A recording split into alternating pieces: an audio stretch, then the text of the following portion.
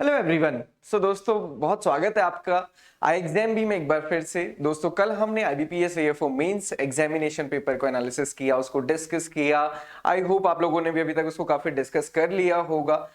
अब उसके बारे में बहुत ज्यादा सोचने से कोई फर्क नहीं पड़ने वाला है कि किस क्वेश्चन का क्या ऑप्शन सही हो सकता था या गलत हो सकता था, क्योंकि हमारे आपकी डिस्कस करने से बहुत फर्क पड़ेगा नहीं। आईबीपीएस का कौन सा आंसर ठीक है ये ज्यादा डिपेंड करता है। आज अब हम ये डिस्कस करने वाले हैं कि मेंस तो अब ओवर हो चुका है, अब आप आगे आपको क्या करना है। दो चीजें तो हमको सीधे दिखती है। एक उसमें सबसे पहले क्या है कि मेंस की कट ऑफ, तो उसको तो मत डिस्कस कीजिए क्योंकि उसको डिस्कशन करने से कुछ होने वाला है नहीं। ना तो हम उसको एग्जैक्टली बता पाएंगे, ना आप उसको गैस कर पाएंगे। अब बेसिकली जब गैस वर्क है तो फिर उस पर क्या डिस्कस करना है ना, तो गैस है तो गैस कर लीजिए, उसमें कोई फर्क नहीं पड़ने वाला है। बाकी अगर आपको लगता है कि गैस करना है, इस बार एक बार गैस करके देख लेते हैं, तो आप सब क्या कर सकते हैं, कमेंट बॉक्स पे गैस कीजिए।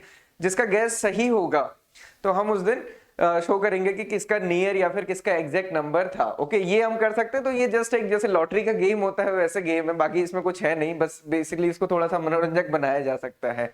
खैर बहरहाल ये इन चीजों का कोई मतलब है नहीं कट ऑफ वगैरह का। प्रिपरेशन कीजिए इंटरव्यू के लिए। इंटरव्यू एक बहुत इंपॉर्टेंट होता है और हम इंटरव्यू में जो सोचते हैं वो पर्पस इंटरव्यू का नहीं होता है। इंटरव्यू का पर्पस होता है आपकी पर्सनैलिटी को टेस्ट करना, आपकी पर्सनैलिटी को एनालाइज करना, ये देखना कि क्या आप इंस्टीट्यूशन के लिए बेहतर हैं या नहीं है। बेसिकली जो इंटरव्यूअर होता है वो आपसे ये समझना चाहता है कि आप कितना इंटरेस्टेड हैं, क्या आपका पैशन है, कितना आप इंस्टीट्यूशन में वर्क करेंगे भी या नहीं करेंगे। ये सारी चीजें बेसिकली एनालाइज करने का मकसद होता है इंटरव्यू में। नॉलेज कोई बहुत बड़ा इंपैक्ट नहीं देती है वहां पे। कोई क्वेश्चन का आंसर नहीं आता है तो भी कोई बहुत फर्क नहीं पड़ता है, अनलेस कि आप उसको गलत अटेम्प्ट ना करें या फिर कुछ भी वहां पे ना बोलें। तो ये चीजें रहती हैं। हालांकि इसको हम इंटरव्यू के डूज एंड डोंट्स में डिस्कस करेंगे। पर्सनैलिटी को आपको अपनी बेहतर बनाना है। सबसे बेसिक चीज है कि अपना इंट्रोडक्शन तैयार कीजिए। हम खुद को इंट्रोड्यूस नहीं कर पाते हैं, इंट्रोड्यूस करते हैं तो उसमें कुछ ना कुछ चीजें रह जाती हैं या हमारा बहुत डिटेल में चला जाता है। ये सारी चीजें आप अभी कर सकते हैं। इससे बेहतर है कि आप प्रिपरेशन ऑफ इंटरव्यू करें। ओके, इसके अलावा जैसा कि होता था, मैं आपको बताऊं, स्कूल डेज में खासकर होता था कि जब हमारे फाइनल एग्जामिनेशन हो जाते थे मार्च के महीने में, फिर हम रेस्ट करते थे कि 31 मार्च को रिजल्ट जब आएगा उस दिन ही देखेंगे। अभी पूरी मस्ती करते हैं क्योंकि अभी कोई पढ़ना है नहीं, घर वाले भी प्रेशर डाल नहीं सकते, तो एक तो रेस्ट कीजिए। उसके साथ साथ ये देखिए कि क्या आपकी अपॉर्चुनिटीज है, कैसे आपकी फर्दर ग्रोथ हो सकती है। अपॉर्चुनिटीज का मतलब है कि आपके अगर कोई और एग्जामिनेशन है, अगर आप एआईसी का देना चाहते हैं या फिर आगे भी जो भी एग्जामिनेशन है, एफसीआई है या फिर कोई स्टेट गवर्नमेंट एग्जामिनेशन है, उसके लिए पढ़िए। डेफिनेट सी बात है, कोई ऐसा बहुत बड़ा रेस्ट तो करना नहीं है।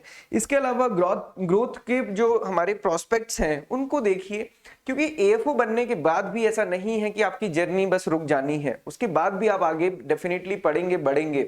मैं आपको बता देता हूं कि अभी भी एएफओ होने के बाद भी मैक्सिमम स्टूडेंट्स मेरे साथ कनेक्ट रहते हैं। फिर वो कौन से एग्जाम को प्रिपेयर करें, किसको दें, न सिर्फ बाहर के कॉम्पिटिटिव एग्जामिनेशन बल्कि बैंक के अंदर भी बहुत एग्जामिनेशंस होते हैं, आपकी प्रोफिशिएंसी एग्जामिनेशंस होती हैं, जेआईबी है, सीआईबी है, बहुत सारे बैंक के अंदर के एग्जामिनेशन है। उसके साथ साथ अभी अगर आप देखेंगे प्रेजेंट में बैंक के प्रमोशन प्रोसेसेस चल रही हैं, उसमें भी एक रिटन एग्जामिनेशन होता है जिसमें कि एग्रीकल्चर से रिलेटेड क्वेश्चन आते हैं। और मैं अगर आपको बताऊं उसमें भी अभी एक ही क्वेश्चन पूछा गया, तो वो भी स्कीम से रिलेटेड या फिर प्रोडक्शन से रिलेटेड। ये सारे क्वेश्चंस वहां भी पूछे जाते हैं, कुछ बैंकिंग के और कुछ जो हमारे एग्रीकल्चर से रिलेटेड। इसके साथ साथ वहां भी अभी इंटरव्यू होने वाले हैं फरवरी स्टार्टिंग में। पहले बैंक के प्रमोशन के इंटरव्यूज होते हैं, फिर आईबीपीएस के इंटरव्यूज होते हैं। तो बेसिकली ये प्रोसेस चलती रहती है।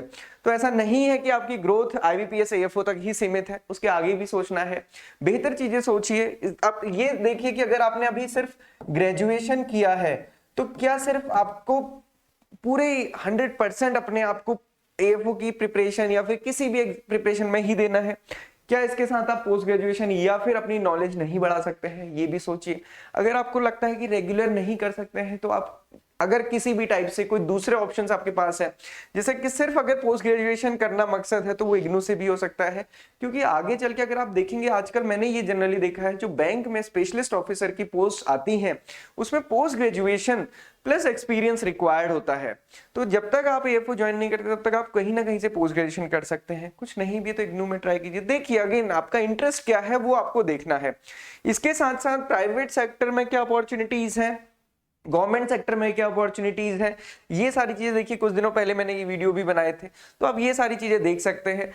एक बार खुद को रोक के थोड़ा सा चीजों को देखना जरूरी है, क्योंकि हमारा कहीं ना कहीं ऐसा ना हो कि हम केवल बिल्कुल बस आईबीपीएस एएफओ को ही देख के चल रहे हैं, उसके दाएं बाएं नहीं देख रहे हैं।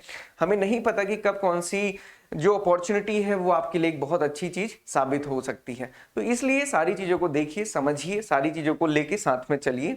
और ये बहुत जरूरी है, और खासकर उन स्टूडेंट्स के लिए जिन्होंने 1 साल से ज्यादा अपना टाइम कोचिंग में दिया हुआ है।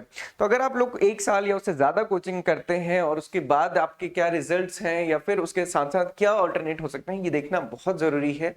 क्योंकि हमको अपने आप को ये भी देखना है कि कहाँ हम बेहतर कर पा रहे हैं। कमिंग एग्जामिनेशन में आप देखेंगे तो एआईसी का है, agriculture insurance company.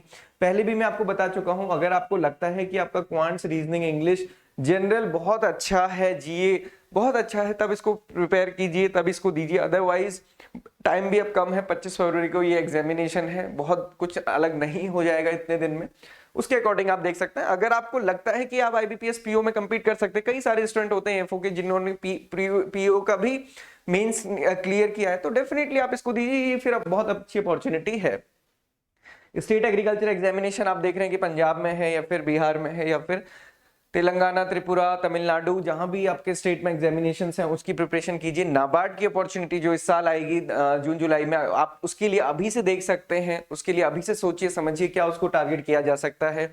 RRB AFO है, जिनका भी एक्सपीरियंस है 2 साल का बीएससी एग्रीकल्चर के बाद, उनके लिए ये बहुत अच्छी अपॉर्चुनिटी है। आईबीपीएस एएफओ तो अगले साल फिर से है ही, इसके साथ अभी जो प्रेजेंट प्रोसेस चल रही है उसके लिए डीडीएसओ या फिर इस टाइप के एग्जामिनेशन, ये जनरली मैंने लिखा जिनका भरोसा नहीं होता है कि कब आएगा, क्योंकि पिछली बार ये आना था बट ये पिछले साल आया नहीं। तो इस टाइप से जितने भी एग्जामिनेशन हैं उसकी प्रिपरेशन आप कर सकते हैं। एमएससी है तो अगर एमएससी के एंट्रेंस एग्जामिनेशंस उनकी प्रिपरेशन कीजिए और अपना टाइम वहां पे यूटिलाइज कीजिए। आईबीपीएस एएफओ 2023 एंड 24 के लिए हम अपना नया बैच स्टार्ट करने वाले हैं 20 फरवरी 2023 से। एआईसी के लिए हमारा ऑलरेडी बैच चल रहा है, नाबार्ड के लिए हमारा बैच ऑलरेडी चल रहा है। इस बार एक बहुत अच्छी चीज है कि उसमें बहुत सारे एग्रीकल्चर स्टूडेंट्स एनरोल्ड हैं, तो काफी अच्छा डिस्कशन होता है, काफी अच्छी चीजें उसमें रहती हैं। तो नाबार्ड का बैच तो ऑलरेडी स्टार्ट हो चुका है, आप उसको कभी भी ज्वाइन कर सकते हैं। एक चीज मैं बता दूं, आईएक्सएमपी के अगर आप किसी भी बैच को ज्वाइन करते हो तो बेसिकली हमारा कोई भी कोर्स बहुत ज्यादा बैच डिपेंडेंट नहीं होता है। क्यों?